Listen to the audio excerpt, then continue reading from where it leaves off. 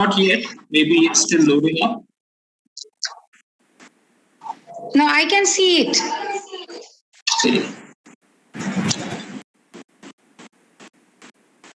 And it is visible to all the other participants as well, because they are writing. Okay. Great. I can see it as well. Okay, great. All right. Well, I think let's manage with what we have and get started. I'm really sorry for all the delay, but nothing that I could help. Shall we get started, ma'am? Yes, please go ahead. Please carry on. Great. So thank you for bearing with me. My name is Amit, and I'm here to talk about, on the kind invitation of the MANIT team, Dr. Tripta and Dr. Priyanka, talk about IoT in smart industrial applications under the larger theme of smart energy management. So let me get straight to the point, since we are, we have lost some time. If we can go to the next slide, please.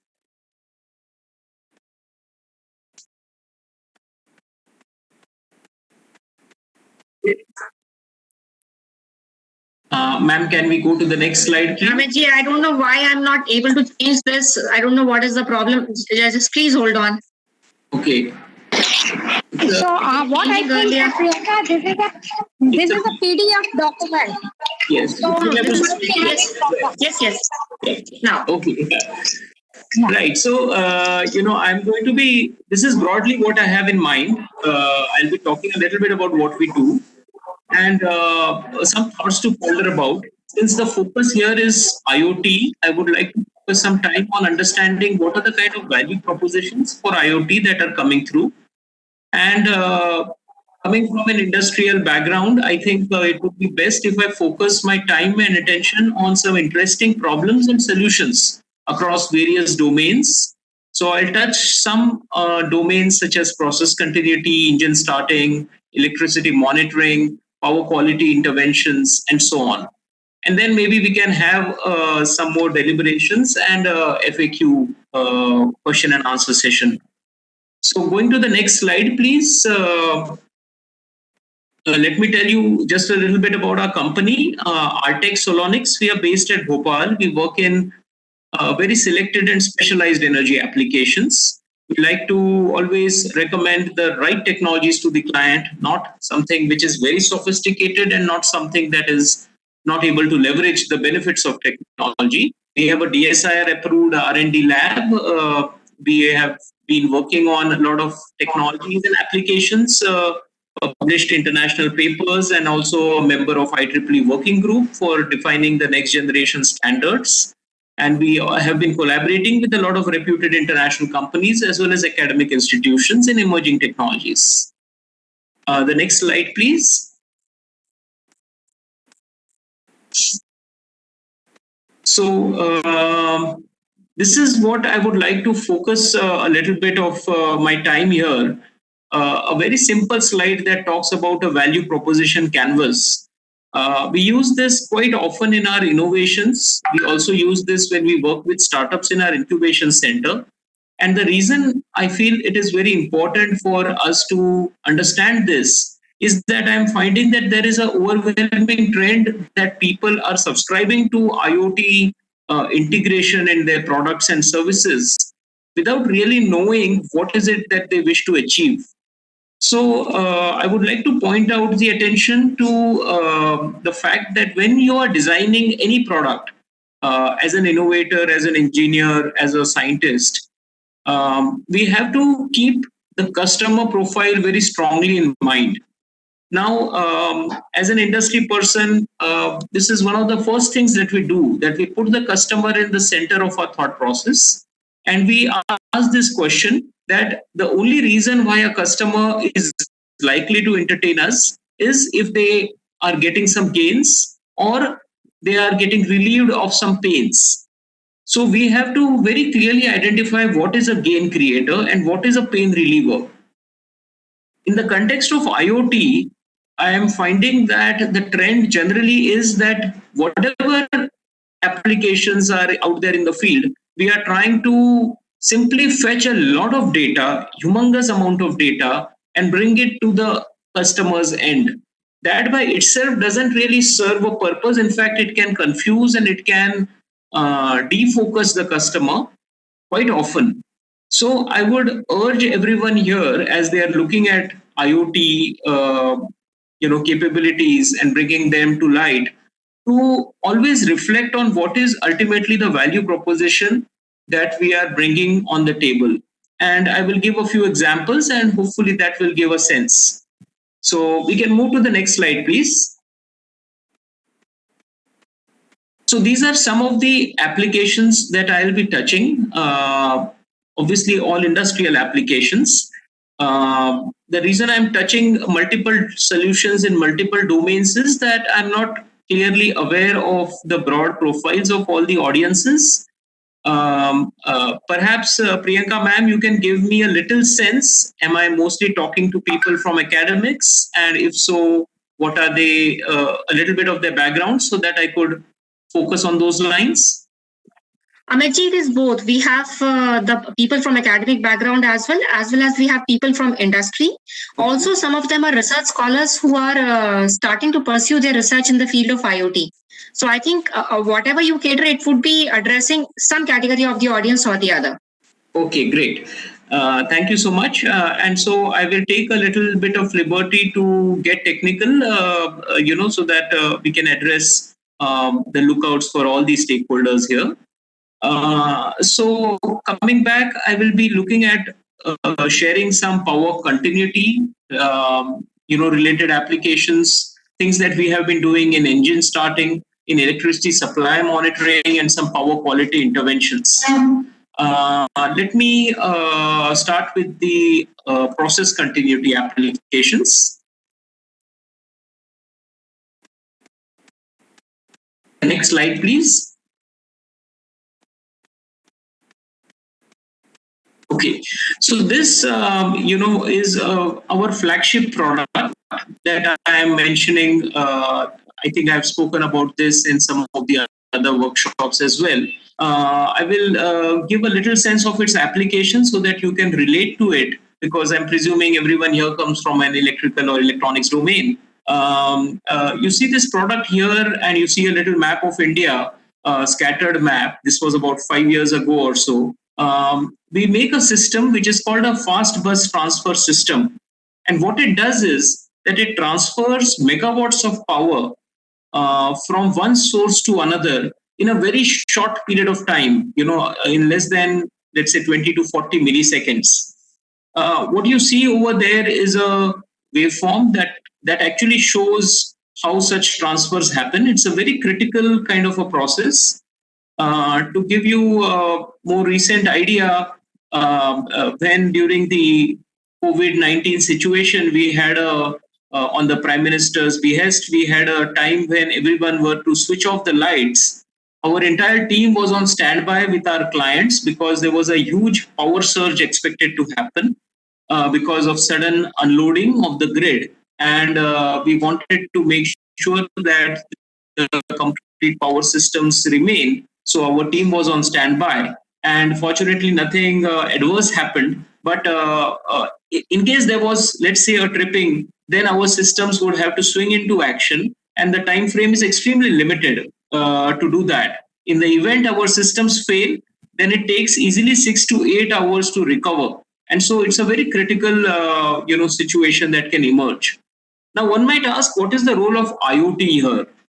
Now, the thing is that it was okay when, as a designer 20 years ago, I made these systems and we deployed them in the power plant, in the control room or the auxiliary control room of the power plant. But at the next level, now that we have more than 500 installations and you can see almost 50 gigawatts of power generation has our systems installed, we obviously need to serve all these customers with very good response times. How do we do that? So the way we go about doing that is that all these systems have inbuilt devices to capture such waveforms, sequence of events, transient records, and so on and so forth. and the customer through a secure gateway provides us access, or sometimes they have their own access and they are able to upload information and share it with us. So let's say sitting right now there is a nuclear power plant somewhere in Kalpakam, in which a unit trips. It will take hardly a few minutes for the such data, detailed millisecond resolution data, to reach my support team, and they would be able to look at it. If they find something abnormal, they will be able to give that feedback. So going to the value proposition, aspect that I mentioned earlier, we have to recognize that many years ago, in case there was a problem, generally we used to receive a phone call, and then we had to rush an engineer to that site before which he could start guessing what might be the problem. But today we can do very accurate determination of what has happened. Sitting over here, we can clearly tell them that if you look at this particular switch gear, we can see that this particular contact has maloperated, and the fault finding and the recoveries are extremely quick. So, the value proposition gets very established when you are able to bring in an IoT facilitation to such applications. I can give you multiple other instances, but maybe we go to the next slide here and talk about some of the other applications. Oh yeah, this is an interesting case study. I think I'll spend a little bit of time on it. You can see that when our engineers have to do the analysis, we actually look at these kind of data points. This is, as you can see, cycle level data, about 16 to 20 samples a cycle. Obviously, such data cannot be relayed across in real time, but you can capture a packet of such information and then send it across. And once that packet is available, we can use disturbance recorder or event viewers to do step-by-step analysis and recreate that event in our simulators, and then see what the situation might have been. In this particular case, it shows a successful event, but a lot of times we come across situations where fault finding needs to be done very quickly, and there is a lot of pressure. When I mean pressure, it's almost like if a power plant trips, then if it's an unresolved situation, it would not be rare for the energy minister of the state to get on top of this matter and demand answers. So it becomes a very critical issue as to how we are able to obtain the right level of information very quickly and then analyze it.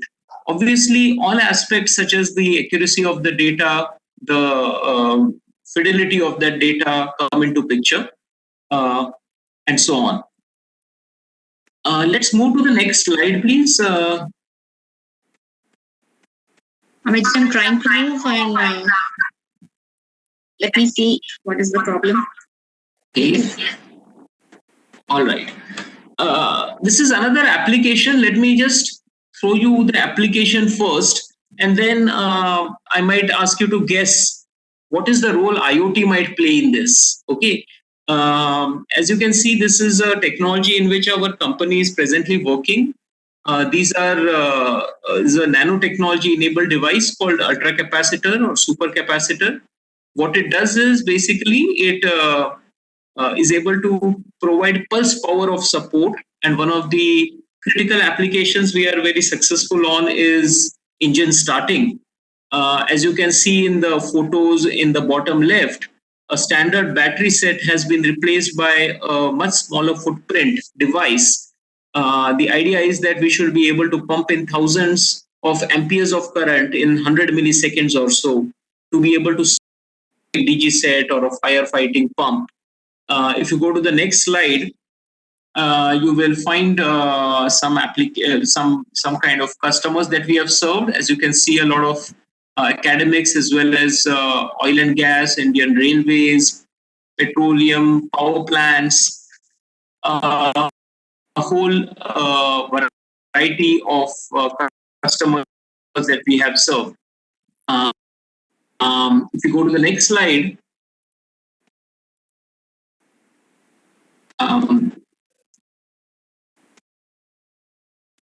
Amitji, is the next slide visible to you? Yes. Okay.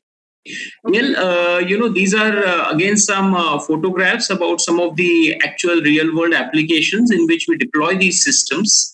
Uh, uh, as you can see, these range from DG sets to railways to heavy earth moving equipments to automobiles. We have also done a lot of work in defense. I have not included those slides here, but it's fair to say that when under minus 30 degrees centigrade somewhere in Ladakh, they need to start a Arjun tank.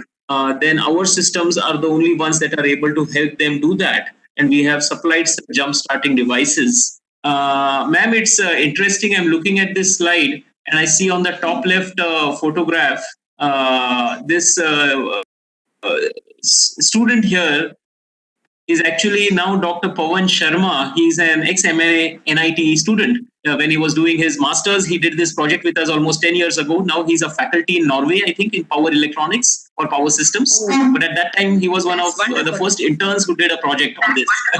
So his old memories came back. I know he's in Norway now, and I was visiting Europe last year, and I got in touch with him. We couldn't meet, but he's doing quite well. So now with this, with this context, I wanted to actually put forward this question to the audience. You could use the chat window, maybe. If you can just imagine what possible use is IoT for all these things. Maybe we can spend a few minutes, and I'm looking forward to the responses on the chat window. Think of all possible applications of IoT for this engine starting device.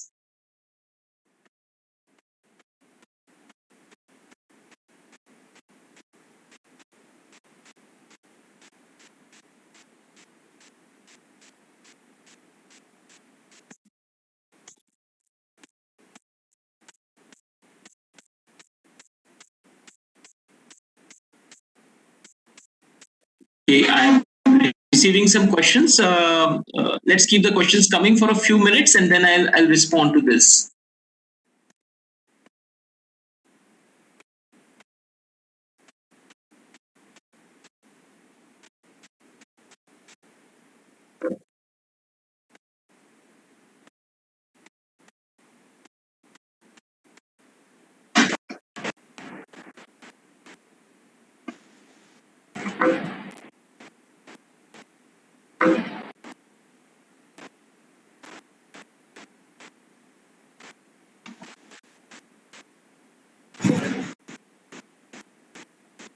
Interesting. Let's give another minute, and then I'll respond.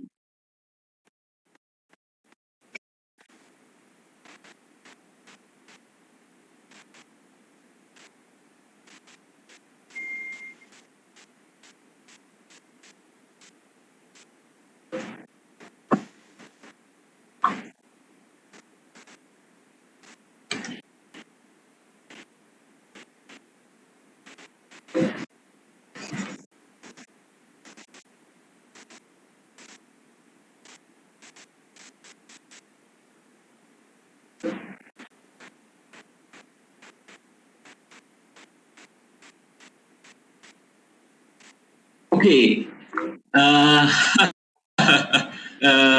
Great inputs coming in. I think clearly the audience is able to do a lot of brainstorming on this. Let's hear some of these thoughts. Mr. Ravi has said that obviously it depends on the business model and the gain pay in areas. I'm so happy he has captured that. But of course, we are also talking about the fact that whether we can stop revenue leakage, whether we can do, who are saying, for data transfer to know when and where. I think Rashmi says there's a voice disturbance. Unable to help that, ma'am. Some solutions, yes, Mr. Ravi has suggested, starting from. A bit of disturbance is there. Some voices breaking in between. Okay. Is this better now, ma'am? Yeah, it's settled now. It seems to be fine now. Okay, great. Yeah, Mr. Ravi also mentioned know how many times someone is using the starter device. Excellent. So I think you pretty much are covering a lot of points. Maybe make it a prepaid charger, so one has to pay via an app. Wow, wonderful. So I wish I could also suggest that to my customers. But a lot of these things make a lot of sense, and I think you are capturing the value propositions very correctly. If you go to the next slide, I'll tell you what's going on, first of all, from a technical perspective. So, in all these engines, you see the main issue is that till such time an engine starts, no one really bothers about it. But in case it doesn't, then a whole Pandora's box opens up about what might be the root cause. It could be something which has to do with the engine mechanicals or the electricals, the starter motor, the series resistance in the cables, the kind of contacts we have, and so on, the state of charge of the battery, the state of health of the battery. Now, it is very interesting that when we do root cause analysis of a lot of catastrophic situations that happen in industries or power plants, quite often when we get to the bottom of it, it's the battery that someone says, well, I thought the battery is healthy, but at the last moment, the battery failed to provide the necessary energy. So, in such cases, what happens is that one really is quite clueless about what might have been the reason for the problem, and then how do you mitigate it. So, as you can see, I have shown two current waveforms of an engine. The first waveform is where an engine fails to start. Now, as you are aware that when let's say when you experience a poor battery, it's actually not that it has no energy left. If you go to the roadside mechanic, he will also test it by simply shorting the terminals and checking if there is a spark. And he has this gut feeling that the level of spark determines how much battery life exists. In technical terms, what we need is that we need to have that high initial current for the first 100 milliseconds or so to overcome the friction of the starter motor. And once that is overcome, then the desired RPM can be achieved even with a poor battery, a relatively poor battery, and the engine may start. So it becomes therefore important to capture things such as what is the peak current, what is the time it took for the current peak to happen, what is the state of charge and the state of health of the battery. As Mr. Ravi has mentioned in the chat window, unfortunately, these are still issues on which very thumb rule empirical decisions are being made.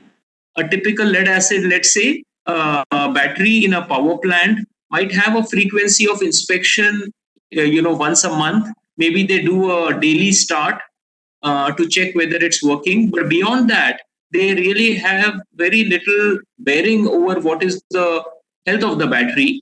Generally, they expect that with the charger on, everything's fine. But we know from experience that, after a year or two, there are reliability issues that come up. And when that happens, we see a lot of customers simply replacing their batteries rather than getting into the bottom of the issue. So, with all these problem statements mind, we actually developed an IoT solution.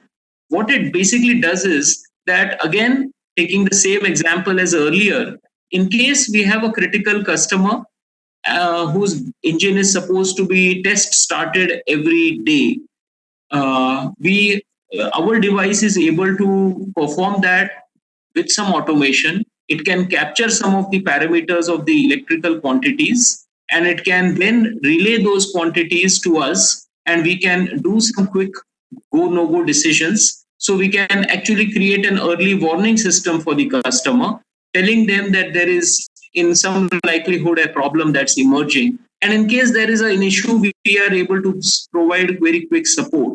Not just that, what happens is that even within any organization, there are different hierarchy levels. So maybe the concerned engineer is not in a position to explain what really happened. But once you have data at your disposal, it becomes possible to share meaningful scientific information and take credible decisions on that regard. So that's just an example. Mr. Ravi asked how many amps is the peak current in the system. In this system, as you can see on the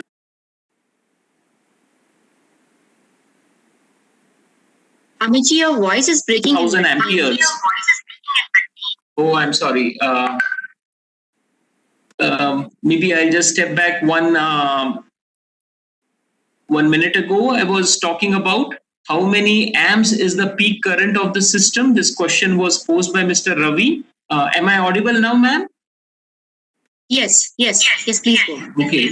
So the answer is that these peak currents can range anything between 500 amps to 3000 to 4000 amps. And incidentally, we have been approached to develop a system by a defense lab. The application is confidential, but to give you an idea, about 50 kilowatts of power we need to be injecting into a system in less than a second. So these are high, you can say, pulse power applications that these devices provide for. The important thing is that using IoT, we are able to capture the performance of the system, not just at the time of design, but at the time of its service life. So if there is any deterioration that is happening, we can sense it early, and we can do the necessary mitigation well in advance. Let's go to the next slide. I will talk about an interesting application here. We did this project along with an NGO called Prayas Energy Group based in Pune. They had this concept called the ESMI, which is an electricity supply monitoring initiative. And it's there on this link, watchyourpower.org. In fact, why don't we do that? Ma'am, if you could click on that link or cut and paste it in your browser. Yeah. Sure. So you see, this is a NGO called Prayas. What it wanted to do was highlight the fact that consumers like us need to be able to monitor what is the quality of electricity supply we are getting. If you look at the Electricity Act, actually the Electricity Act provides for some consumer rights about the quality of supply, but rarely do the meters actually record such information. So we together collaborated on making a device and then distributed it across India in such a manner that one can get quasi real time. I'm saying quasi real time because you won't get instantaneous data. But let's take an example, ma'am. If you click on the Explore button below the ESMI tab,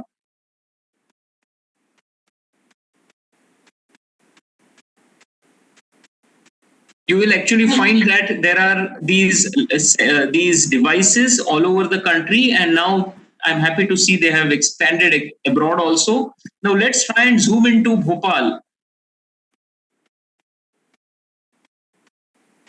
So we just zoomed into MP, and within MP, if you were, I can see Batul, Itarsi, and this is Bhopal. yes. Just a second.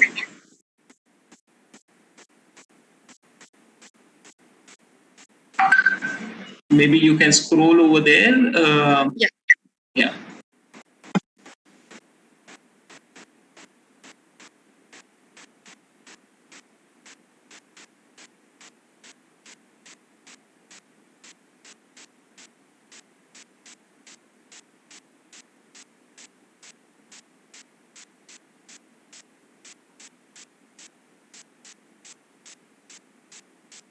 Do we see Bhopal now?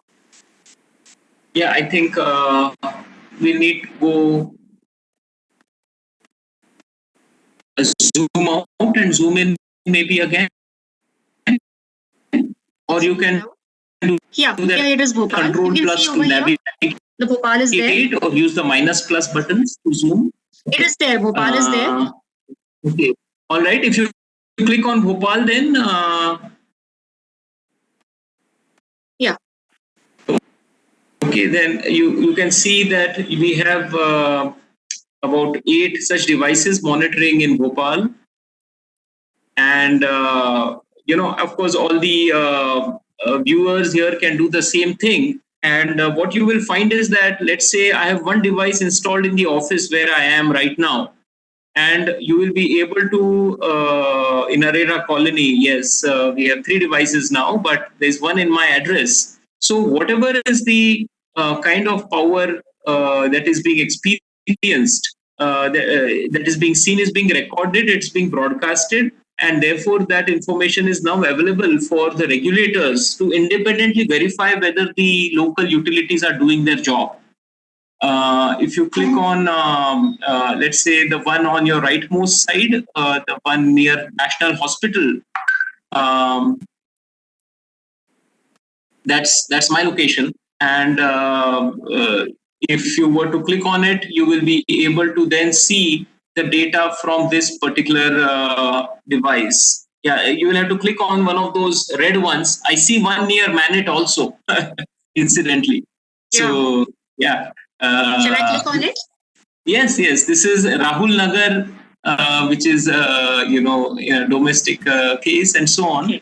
Okay. Anyway, as you can see, now we are getting this data across dates and so on, and we can generate reports. So rich information. This is basically voltage monitoring. It's not getting into current and power and harmonics and power factors yet. But this was an initial effort to basically capture the bare minimum information, and you would see on this website more such details about how they are analyzing the quality of power in rural versus urban areas, in agricultural feeders versus domestic feeders. And a lot of times it was seen that the utilities may not be willing to share such information because they may be penalized by the regulators for poor quality of service. So now we have an independent way to assess it. This concept won the Google Impact Award. It was shortlisted for the Google Impact Award in 2013, and then it has been scaled. So the reason I brought I introduced this in this presentation is to give you a more practical insight into something that is right there working for several years now, and is able to give a certain quality of information related to energy using IoT. So with that, maybe if we can go back to my presentation, ma'am. Yeah, sure.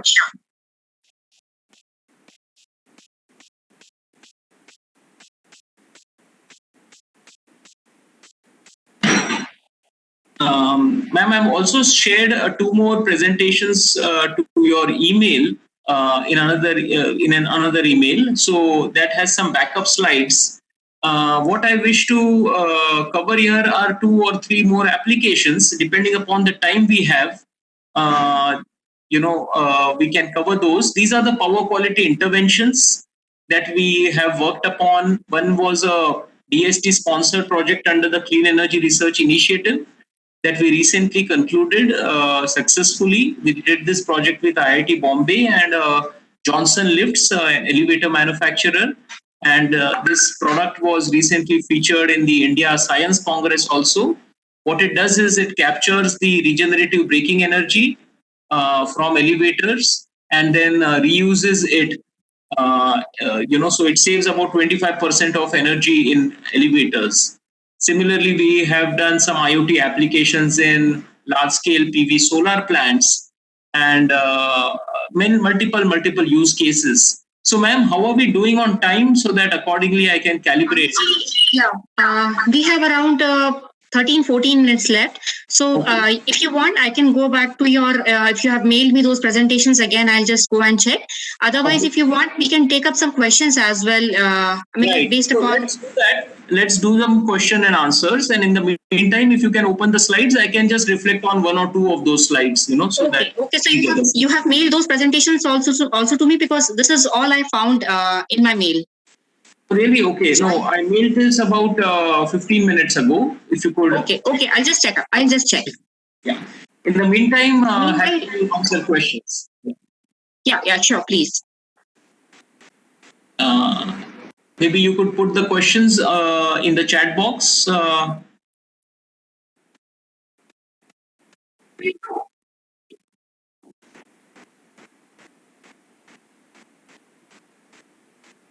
Amitji, some people are asking some questions in the chat box. Are you able to see the chat box?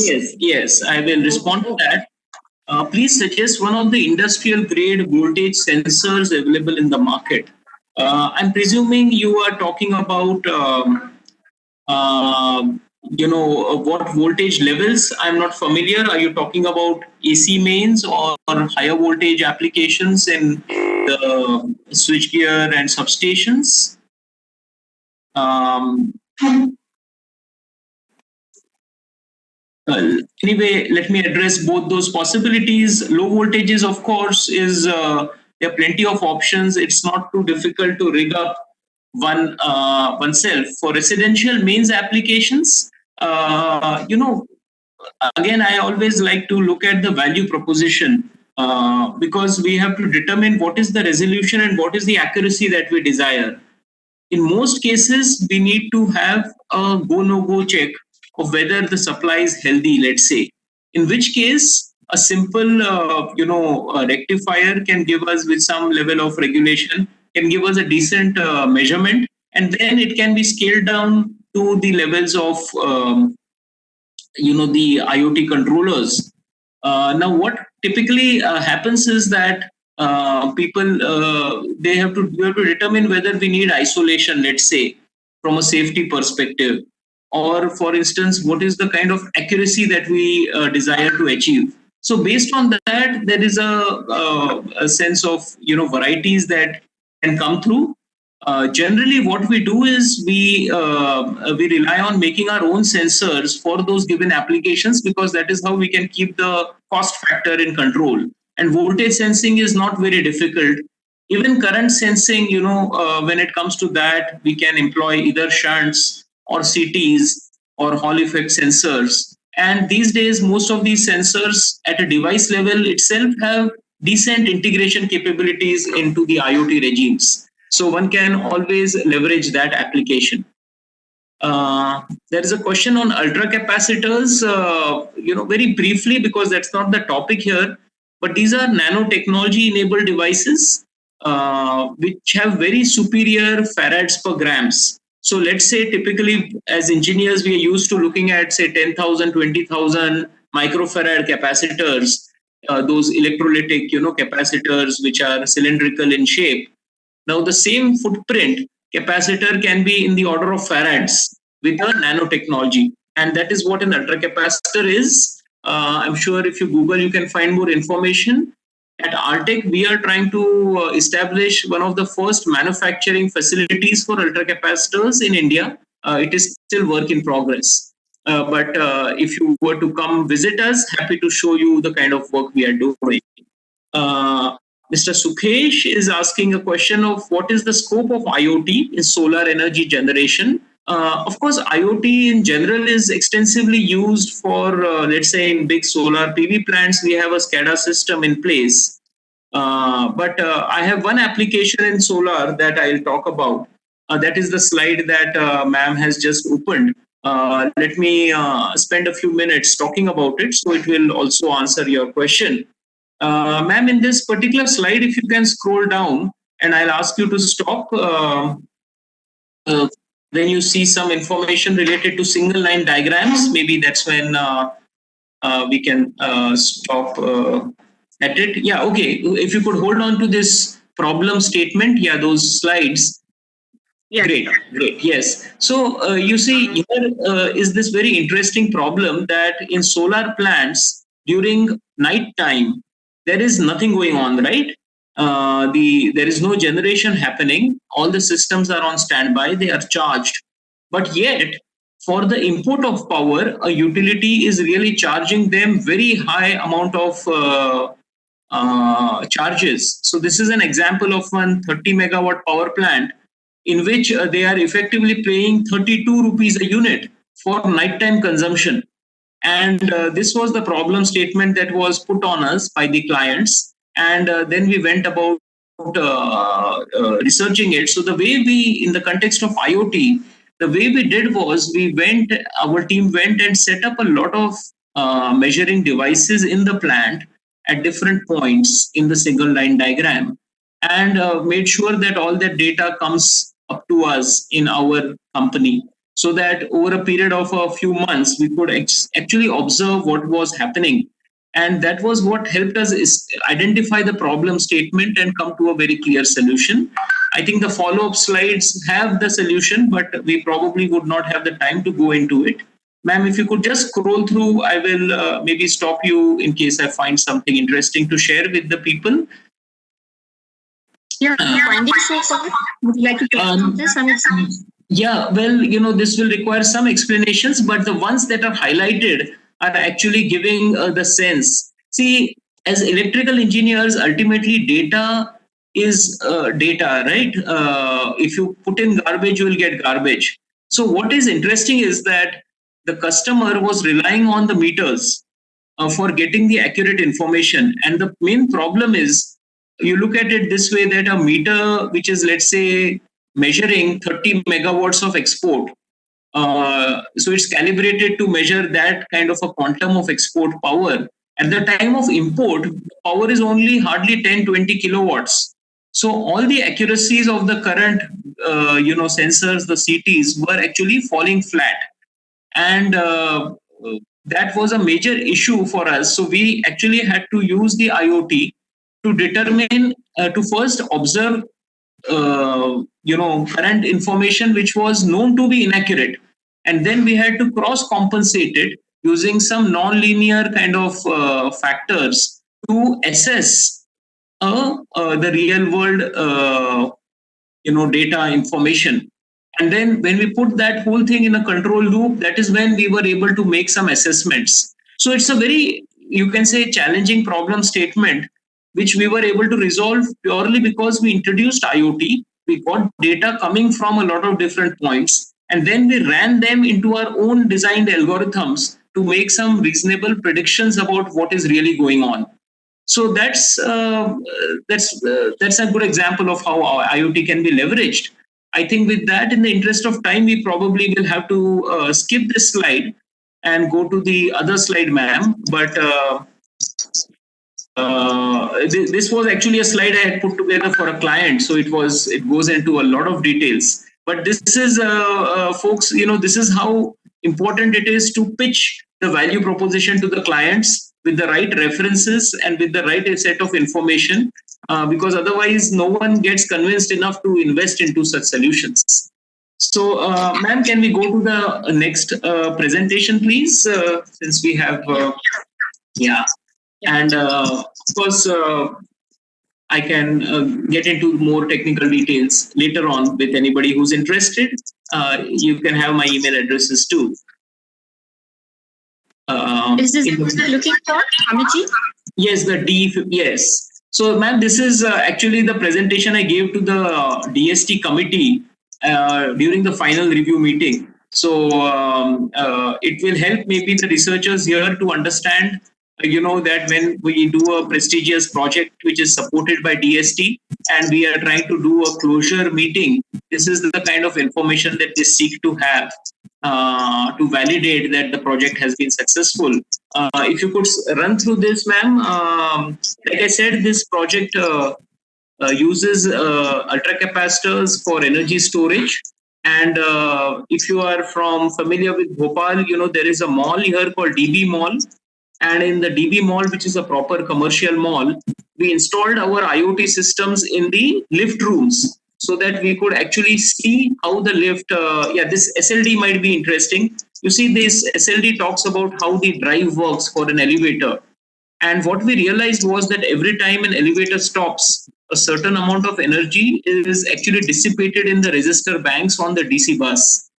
So we installed sensors on the DC bus, also on the AC side, voltage current probes, and took all that information, put it out on the cloud, and observed these devices over several months. And that is where we were able to identify that about 25% energy is being wasted.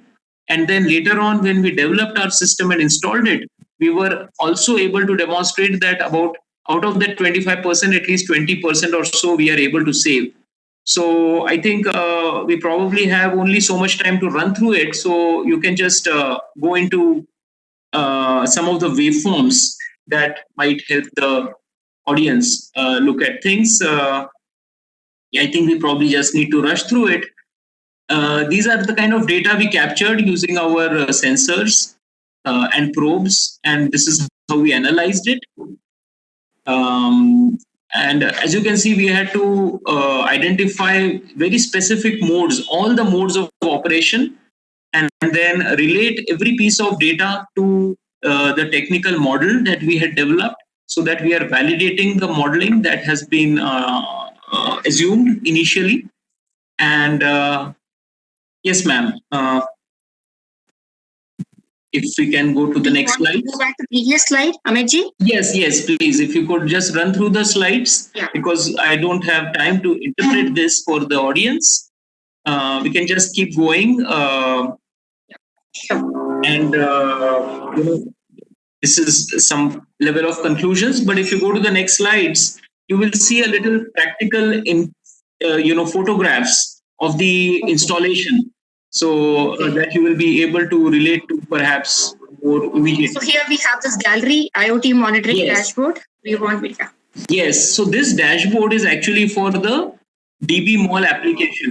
So the moment we connect to this particular link through our passwords, we are able to get complete visibility about the voltages, the currents, the DC voltage, and the power dissipation, the energy consumption, and so on. In the next slide, you will find that we were also able to capture the energy. And these are more practical. We set up a demo system in our factory, because initially it's difficult to convince customers to directly come and do things and modify their systems. So we have to make mock-ups. This was our first prototype in our factory. And then later on, in the next slides, you will see the more refined systems that got applied. This was at Johnson Lifts in Chennai, where we did the testing in their test labs. And the bottom slides, the bottom photographs actually show the actual elevator tower in Chennai, where we did all the testing with the Johnson engineers, very experienced 20, 30-year experienced engineers who validated the performance of these systems. This is the final product that we developed. So anyway, I think we may have a few more waveforms on the next slides. Yeah, well, there's always future work, and then there are the financials and other things that are not so relevant. Okay, maybe we can, just close this slide for now. The sense of it that I wanted to share is that, folks, we have to understand that in the industrial world, there are very little excuses that we can offer. We cannot talk about the concepts and then expect the customers to allow for any glitches. And so for that reason, data comes in great help. And IoT essentially provides us all such data to be faithfully reproduced, analyzed, and then shared if required, to build the necessary amount of credibility. So by default, in most of the industrial products that we design today, we look at integrating IoT, and immediately that gives a great support. I will just close with one last application that I had mentioned. It's a waste to compost machine. With the whole Swachh Bharat movement, everyone is looking to utilize their waste. And in such cases, we also found that what if we are able to install some IoT sensors that can give a daily feedback about how much waste was actually put in, how much compost was put out, how much time it was operated. And this kind of information to the decision makers becomes very useful because they know that the equipment is working properly and it is working with the right level of efficiency. So with all these examples, I think let me close for now, ma'am. And if there are any other questions or other things you would like me to do, please let me know. That was such an amazing presentation, Amitji. If we have any questions from participants, otherwise I have a small thing which I would like to ask. One question. Dr. Ma'am, you please go ahead, then I will ask. No, please. You ask first. Okay. Amitji, this the system which you have installed in DB Mall, and you said that you also have been working with this Chennai people, yes. And you went ahead with this system over there as well. Can you please tell me, you might have calculated what is the cost by benefit ratio? Because the cost is also high. I mean, like if you go for all kinds of sensors and this IoT applications, so the cost is also high. So what is the cost by benefit ratio? Ma'am, what happens is that one has to understand the complete business model to be able to, generally people look at material costs and they feel that it is such an overhead that it does not justify, integrating it into the product.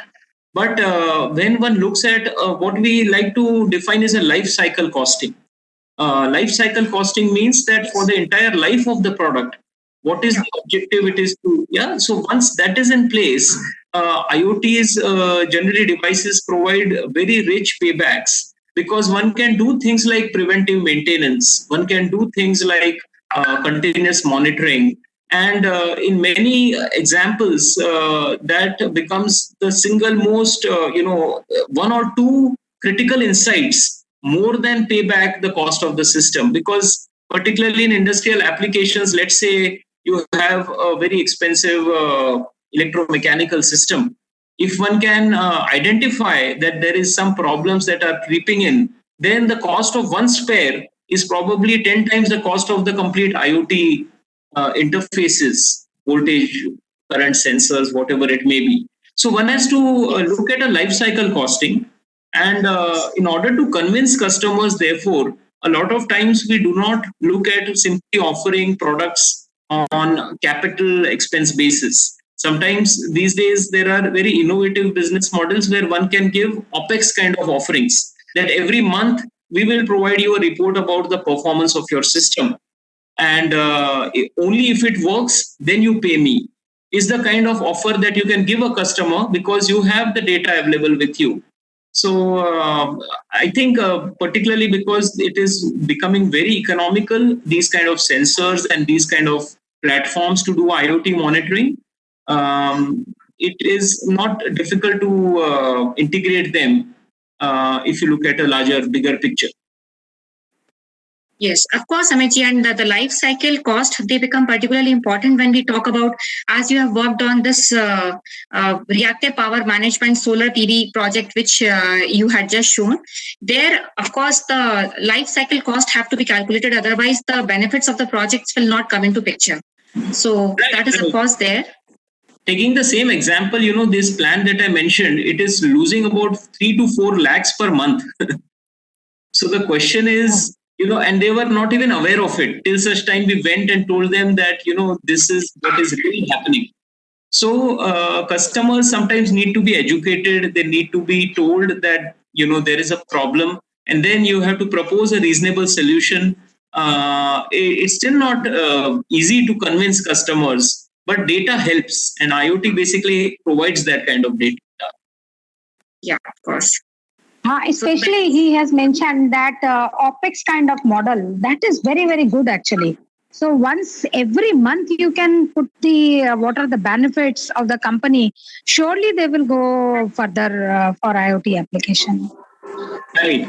I will give an example of a startup. One of our startups based in Chhattisgarh, he makes some innovative machines for mixing cement and creating those cement mixers. And he was talking to one of his clients, and the client said कि हमेशा हम तो बोल देते हैं आपको project दे देते हैं कि हॉस्पिटल बनाओ, ब्रिज बनाओ, और ये फीडबैक सुनने को आता है कि उसमें सीमेंट कम यूज किया. We always hear it that the contractors are not really putting in right level of cement. So he actually made a system that does weight sensing of every batch of the cement and the kitna rate or kitni pathar, and that generates an IoT report that goes as an SMS to the client, not to the contractor. Just for that simple device, which hardly would have costed him 5 to 7,000 rupees, he won a few crore contract because he was the only manufacturer who could confirm that I will give you information about every batch of cement mix that I generate at the site. And the site is 200 kilometers away from the city. So there is no point sending a supervisor. Uske aane jaane mein hi hazaron rupees kharch ho jayenge. So I think this is how practically one has to imagine a solution and implement it. Yes. Thank you very much. Actually, you have given such a fantastic practical implementation from industrial point of view. This is the beauty of when you call industry person as an expert for the workshop. Thank you very much, Amit, and looking forward to meeting you personally and interacting you personally in future. Sure. Thank you so much, and I'm very sorry for the technical issues. But anytime, all the people are welcome to come visit us and happy to interact further. Thank you so much, ma'am. Thank you so much, Amit. Thank you so much. So participants, thank you very much. That is it for the forenoon session. And let us go for a lunch break, and we will meet again at 2:15 p.m.